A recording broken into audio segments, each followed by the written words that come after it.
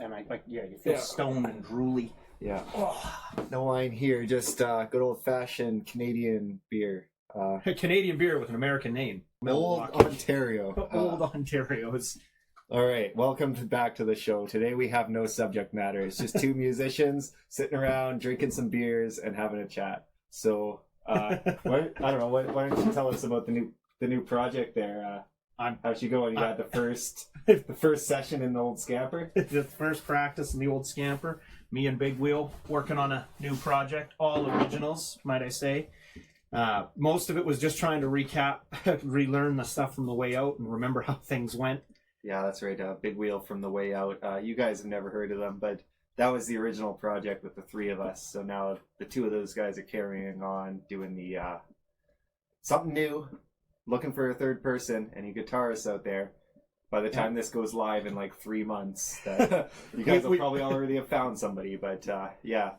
Well, Wheeler was saying that he wanted to keep it as a two-man project just because of the ease of, like, if I write the guitars and the drums, he's just going to take the tracks and listen to them. And it might be easier, but I think it's going to be harder because last night I really could have used a guitar player just to hold it together. Yeah.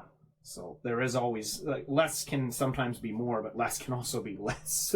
That's true. Yeah, it depends like what kind of goal you're trying to do, I guess. If you want to like do the the two-piece project and just focus on recording, but if you want that jam live experience, it's hard to songwrite, or like this is the first time I've ever had to do more than just do one thing, and it's strange to try to.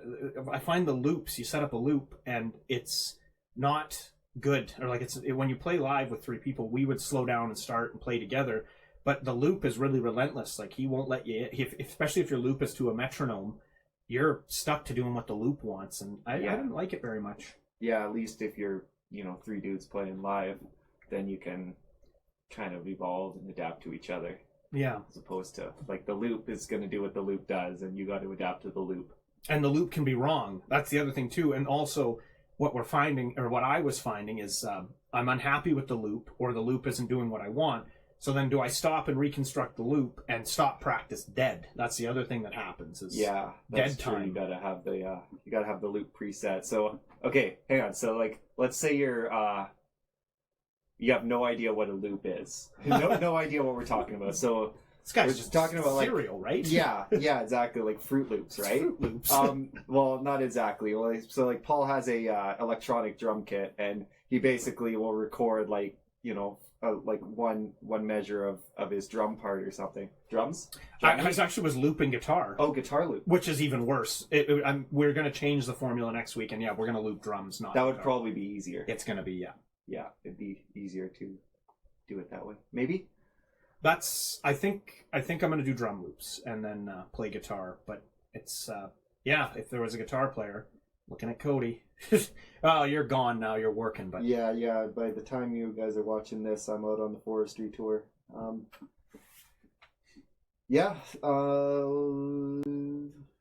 How's the other band going? I haven't asked you in a while, since we're just having the other chit chat. We're kind of half-ass looking for shows. Nice. I hope. I know our drummer is off on his other projects. I think he's got 2 or 3 going at the moment.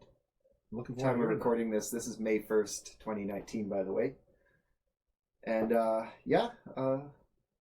it's going. I mean, I'm off doing my own thing, so I pretty much had to put everything on hiatus. I've recommended a few bass players to stand in for me in the meantime, but whether or not those guys actually want to do something without me, because it's yeah. Well, what usually it's like, Cody, why don't you make something happen? And I'm like, okay, I'll make something happen. But it's we'll see if they want to keep it going through the spring. If not, we'll pick it back up in July. Yeah, I'm hoping you guys keep going all that you're working, but yeah. Well, it's not going to stop. But those guys are they're doing stuff. So my concern was. Festival season is coming. Like, I mean, it is coming. It happens right as soon as you get done. It started. So, but the festival window has already come and gone. For the booking, for the booking. For those of you guys who are have never been exposed but want to apply for festivals, usually the window is first quarter of the season or of the year, so like anytime between December and like May or March, April, May, in that area, you got to have your shit together and be ready, because you get out there, you do the thing, and you apply for the show with all your material and your demos and stuff. Get all that together and apply. And we applied for a few. We didn't really take it, we didn't have our stuff ready yet, so we didn't get the festivals. Now the window's closed, so apart from like last minute things, it's I guess it's not exactly happening, unfortunately. But life goes on. I got 100 other things I can be doing, so that's true. Well, the Way Out used to book in January was the month I like to start, and you have your EP, the EPK together, and you should have some kind of press kit. And yeah, I applied. We've sent off the one year, I forget how many places we sent off to. It was like 10. Yeah, we sent off to 10, and we got like 1, maybe 2. You send to 10, you'll get 2. But yeah, exactly. The key is to send to 20 and get 4. Like you should. Yeah, exactly. I mean, you just the power of numbers. It's just a numbers game. Yeah, and and around here, like the particular set that we were offering, it worked.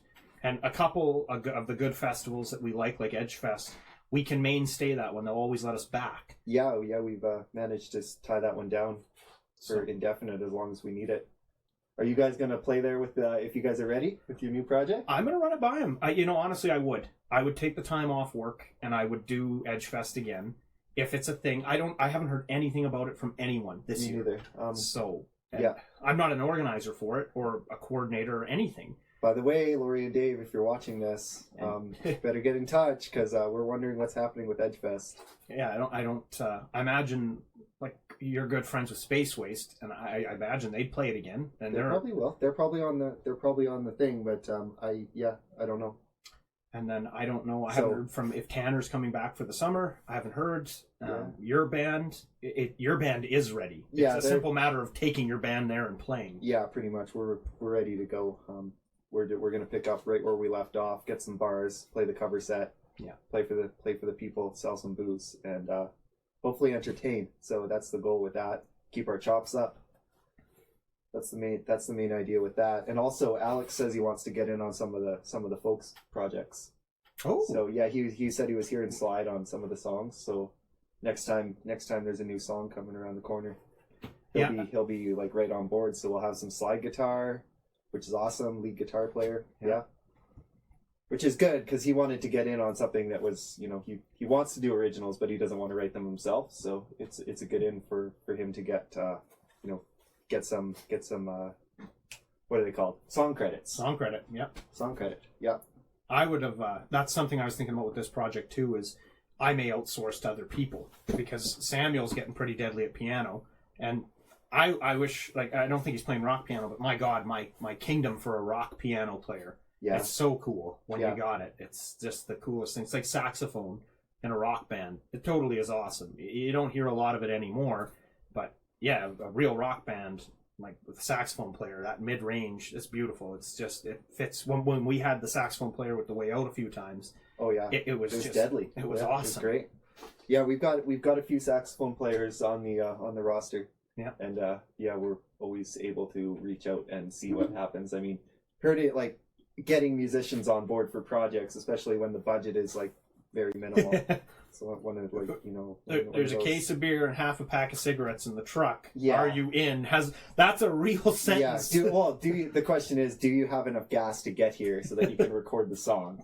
And half the time the answer is no. Half the time it's I'll call you back, and then they get stoned and forget. So it's unfortunate, but we really like those musicians who there's this thing where you say you're going to do something and then you actually do it. I really like that. That's how do you do that? How does one execute I'm a musician. That? There's a good topic for next time, because I've been perplexed. Because do I go and practice because I could and get my jam space ready, or do I go home and just play Path of X-Files on my PlayStation for the next 8 hours?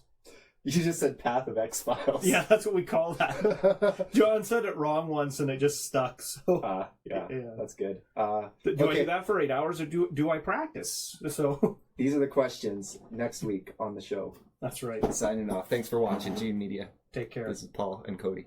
Bye.